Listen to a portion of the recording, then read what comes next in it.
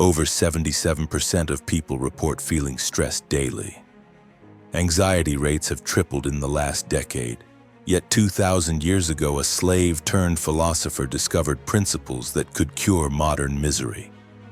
These 20 rules shaped emperors, revolutionized leaders, and created minds so unshakable that even torture couldn't break them. What if everything you've been taught about happiness is backwards? The Stoics weren't just theorists sitting in ivory towers. Marcus Aurelius ruled Rome during plagues and wars. Epictetus survived slavery and exile. Seneca advised the most dangerous emperor in history. They didn't philosophize about happiness, they lived it while the world burned around them. And they left behind a blueprint that's more relevant today than ever before. Rule number 1 changes everything you think you know about control. Most people spend their entire lives trying to control things they never could. Other people's opinions, the weather, the past, the economy. The Stoics called this the dichotomy of control, and it's the foundation of everything else. There are things within your power and things outside it. Your thoughts, your actions, your reactions, these belong to you. Everything else, it's just noise. Epictetus put it bluntly. You can't control whether you get sick, lose your job, or face betrayal. But you absolutely control how you respond to those events. Think about how much energy you waste trying to change what can't be changed. Arguing with reality, replaying past conversations, worrying about outcomes you can't influence. The Stoics said this is insanity. It's like standing in the rain and demanding the clouds disappear. Rule 2 builds on this. Stop judging external events as good or bad. They're neutral. It's your interpretation that gives them power. Lost your job? That's just an event. Your mind decides if it's a disaster or an opportunity. Someone insults you? Those are just words vibrating through air. You choose whether they wound you or bounce off. Rule 3 takes this further. Accept that everything outside your control will eventually disappoint you. People will betray you. Plans will fail. Bodies will age. If your happiness depends on these external things staying perfect, you've already lost. When Epictetus was exiled from Rome, stripped of everything he owned, he reportedly smiled and said his possessions were never truly his to begin with. He only ever owned his character. That couldn't be taken, but controlling your focus is just the beginning. Your mind is either your greatest weapon or your worst enemy. Rule 4 demands you stand guard at the gates of your thoughts. Marcus Aurelius wrote that the quality of your life is determined by the quality of your thoughts. If you let negativity, comparison, and judgment flood in unchecked, you'll drown. The Stoics practiced daily meditation, examining their thoughts like a border patrol checking for contraband. Is this thought useful? Is it true? Does it serve me? Most thoughts fail this test. Rule 5 reveals something radical. External events don't hurt you. Your judgment about them does. There's an old story about 2 arrows. The first arrow is what happens to you, losing money, getting rejected, facing illness. The second arrow is your reaction, the shame, the anger, the catastrophizing. The first arrow might be unavoidable, but the second one? You shoot that at yourself. Stop firing the second arrow. Someone cuts you off in traffic? That's just a car changing lanes. Your rage about disrespect and injustice, that's self-inflicted damage. Rule 6 is the hardest. You must actively practice detaching emotions from outcomes. This doesn't mean becoming cold or uncaring. It means recognizing that your peace can't be held hostage by things you don't control.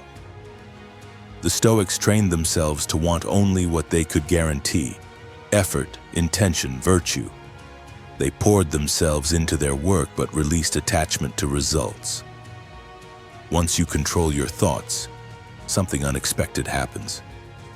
Most of your suffering doesn't exist in reality. It exists in your imagination. Rule 7 cuts deep. Stop living in the past or future. Regret lives in yesterday. Anxiety lives in tomorrow. but you only exist right now, in this breath, this moment. Marcus Aurelius ruled an empire but wrote that each person lives only in the present instant. Everything else is either gone or not yet here. When you catch yourself spiraling about what might happen or what should have happened, you're literally abandoning the only moment you have power over. Rule 8 takes this further. Practice mindfulness as if your life depends on it, because it does.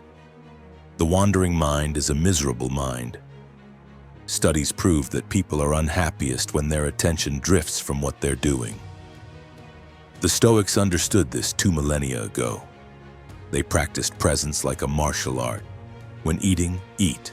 When walking, walk. When speaking to someone, actually be there instead of planning your next sentence. This single shift eliminates more suffering than any other practice. Rule 9 sounds simple but transforms everything. Do each task as if it's the last thing you'll ever do. Not frantically, but with complete attention and care. Marcus described this as treating each action as your final act on earth. It removes laziness, half-effort, and distraction instantly. If this conversation, this meal, this email was your last, would you do it differently? That's how you should do it now. But there's a darker practice that makes this even more powerful. Rule 10 is memento mori. Remember you must die. Every Stoic practiced daily death meditation. Not to be morbid, but to be liberated. You're going to lose everything. Your health, your loved ones, your possessions, your life. Guaranteed. Most people avoid this truth and waste their time on trivial nonsense. The Stoics faced it head-on, and it made them ferociously alive. When Marcus Aurelius watched soldiers die in battle, he reminded himself that he too would end. It made him cherish each day. Rule 11 pushes harder. Imagine losing what you love most: your family, your home, your abilities. The Stoics called this negative visualization, and it's not pessimism, it's preparation. It shatters the illusion that you deserve or own anything permanently. Seneca practiced imagining exile, poverty, and death regularly. When hardship actually came, he was ready. When it didn't come, he appreciated what he had more deeply. This practice turns gratitude from a concept into a lived experience. Facing mortality reveals what we've been chasing all along. Modern society sells you a lie. Happiness equals getting what you want. Bigger house, better partner, more money, perfect body. The equation is backwards, and it's destroying people. Rule 12 flips everything. Happiness is wanting what you already have. The Stoics understood that desire is infinite. You'll always want the next thing, the upgrade, the improvement. This is the hedonic treadmill, and you can't outrun it. The only way off is to stop running. Rule 13 is brutal in its simplicity. Practice voluntary discomfort. Sleep on the floor occasionally, skip meals, take cold showers, wear uncomfortable clothes. This isn't masochism, it's insurance against fear. Most people avoid challenges and build soft lives, then collapse when hardship arrives. The Stoics toughened themselves deliberately so that when fate struck, they barely flinched. Seneca wrote that he lived several days each month as if he'd lost everything, eating basic food and living simply. When actual poverty didn't come, his normal life felt like luxury.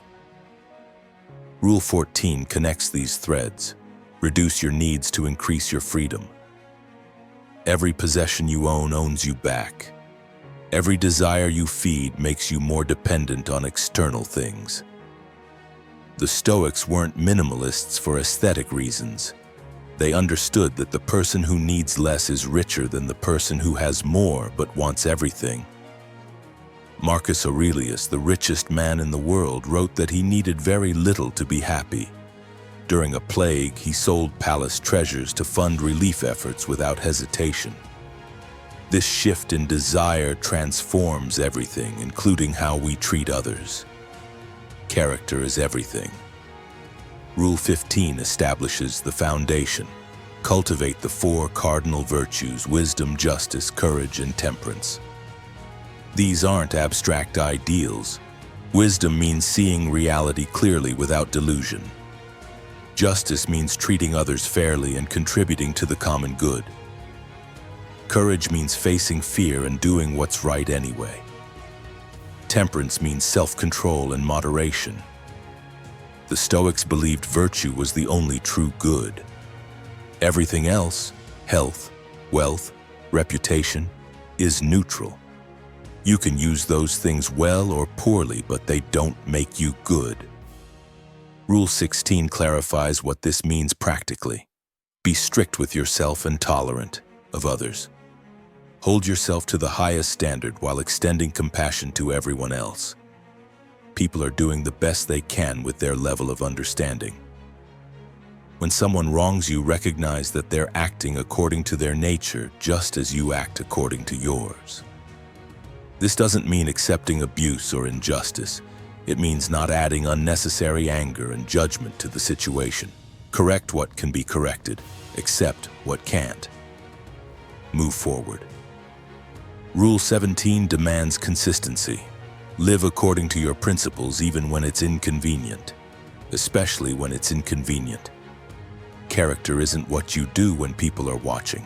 It's what you do in the dark, when no one will ever know. The Stoics believed that betraying your values, even in small ways, creates internal corruption that spreads. Each compromise makes the next one easier until you don't recognize yourself. Integrity isn't optional. It's the foundation of self-respect and peace. But even the strongest person faces one critical challenge. Life will hit you, hard, repeatedly. Rule 18 teaches you to see obstacles differently. They're not blocking your path, they are the path. Marcus Aurelius wrote that the impediment to action advances action. What stands in the way becomes the way. This isn't positive thinking nonsense. It's practical philosophy. The challenge in front of you is your training ground. The difficult person is teaching you patience. The failure is revealing what needs improvement. The setback is redirecting you somewhere better. Rule 19 makes this concrete. Ask yourself what virtue this situation demands got betrayed. That's your opportunity to practice forgiveness or boundaries. Lost everything? That's where you practice resilience and resourcefulness. Facing criticism? Time to develop courage and humility. The Stoics didn't avoid difficulties, they used them as material for growth. Every problem is either a roadblock that stops you or resistance that strengthens you. Your choice determines which one it becomes, which brings us to the final, most misunderstood rule. Rule 20 is amor fati, love your fate. Not just accept it, love it. Everything that happens to you, good or bad, pleasant or painful, embrace it completely. This is the ultimate Stoic practice and the hardest one. It means looking at your greatest failures, your deepest losses, your worst moments and saying, I wouldn't change a thing. Not because everything is perfect, but because everything is necessary. Your struggles shaped you. Your pain taught you. Your mistakes redirected you.